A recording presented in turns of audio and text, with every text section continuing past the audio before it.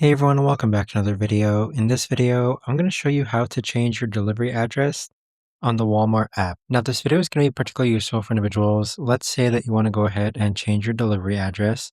How do you actually go ahead about doing so? Now, this video is going to be short, sweet, and simple, guys. There's not going to be a lot of steps involved. Now, in order to do this, what you're first going to do is log on to the Walmart app. Then in the upper right-hand corner, click on the drop-down menu for your address.